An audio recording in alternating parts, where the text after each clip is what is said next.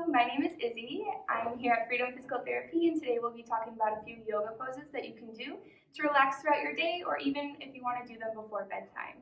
Some really key points to these poses are deep breath. So finding a long inhale and an even longer exhale through the mouth can really benefit through these poses and help you relax even more than just the physical sense of them.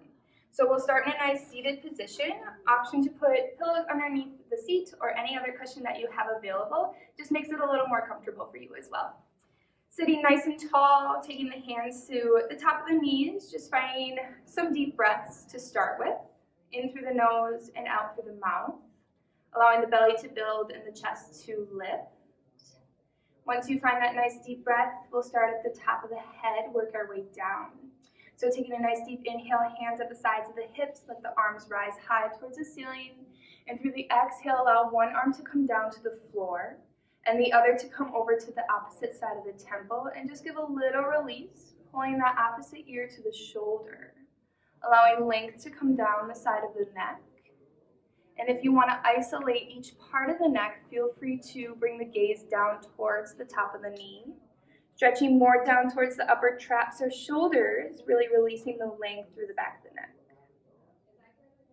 And as we release back to center, find length into the front of the neck by bringing the gaze up towards the ceiling, still pulling that ear down towards the shoulder.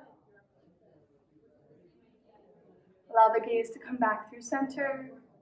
Release the hand from the side of the temple, and just draw the opposite hand to the opposite side of the head. Gentle pull down, really allowing just a little bit of weight into the hand. And again, option to bring the gaze down towards the knee, stretching the back of the neck, or up towards the ceiling, working the length all the way from the jaw to the top of the collarbone. And as we pull the gaze back through center, just let that hand flip to the side as well. As we work our way down into the body, we'll take a few cat-cows, but seated. This is often more accessible for people who work at a desk or who don't like to be on their hands and knees.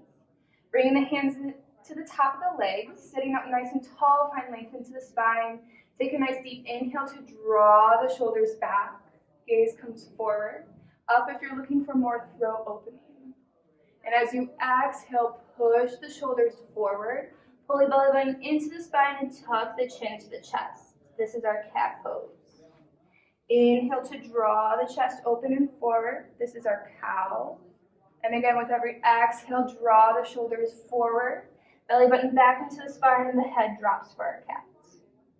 Taking these at a nice strong hold into each position can really benefit the spine up and down. It can also stretch all the way from the back of the neck down to the tailbone. Sometimes we find ourselves slouching throughout the day. This can feel really good to release a little bit of pressure that we find. And come back to center whenever you're ready. The next few poses we'll be taking on our back. If you have access to the floor or if you have it on your bed, that is also an option for a little more comfortability. Taking the feet out in front underneath the knees, hands to the sides of the hips. Take a deep inhale through the belly to prep.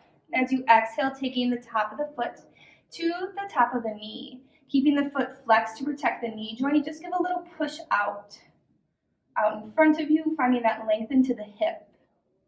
This helps a little bit of a tilt into the pelvis. It can also release the spine and really open up through the glutes as well.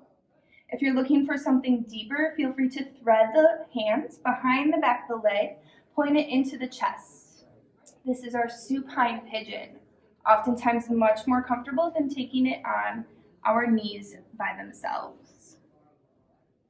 Holding for 3 deep breaths here. Still keeping that foot flexed, gently lower the foot all the way to the floor. Bring the hands out to the sides, just like a T.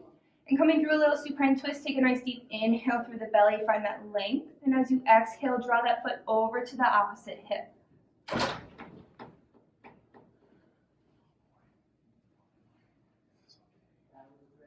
Nice deep breath in through the nose.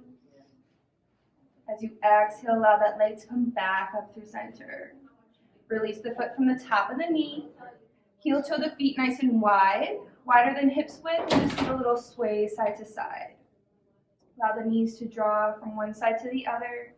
If you like, take the chin in the opposite direction that your knees are going, separating the cervical, thoracic, and lumbar parts of your spine and bringing them out almost like a dish towel.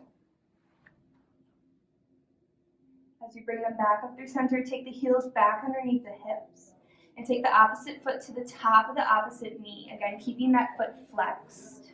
Toes pointed up and pointing that knee forward. Open up through the hip first. If this feels like a good enough stretch, staying here. If you're looking for something a little deeper, threading the arms through the back of the leg and pulling that opposite knee a little closer to the chest. Really lengthen through the tailbone and try to avoid dropping the head back but keeping the chin nice and tucked towards the chest. 2 more deep breaths. Through your exhale, lowering the foot down to the floor. Again, bring the arms out to a T to the side and allowing that foot to draw over to the opposite hip. Lengthening through the glutes and through that IT band, find a little stretch to the side of the body as well. Keeping our deep breaths, pull the knee back up through center. Release the foot from the top of the leg. Heel toe the feet to the outsides of the hips and give it a little sway side to side once again. Just giving a little reset to the pelvis and then opposite chin to shoulder, following that little ringing sensation through the spine. Pulling the knees back up through center, heel to the feet. Pull the knees close into the chest, giving them a tight little hug and letting them release down to the floor. The last pose that we'll be going through today is legs up the wall. If you don't have access to a wall, this can also be done in the air, but making sure that the feet are still flexed. Luckily, we have a wall here. Moving this out of the way, bring the hip to the side of the wall. Laying down, gently guide the feet up the sides of the wall. Moving the hips as close to the wall as you can, keep the feet flexed. Hands to the sides of the hip. And this pose is really just about deep breathing, grounding the hips to the floor, keeping the toes flexed down towards your face. Keeping nice deep motion into the belly and into the chest as well. This can be done right before bed, really grounding for the spine, the low back, but also lengthening for the hamstrings as well. Nice safe way to pull down from this pose is bending through the knees, pushing them to the wall, and guiding the feet off to the side. Those are a few yoga poses for you to do either through your day or right before bed.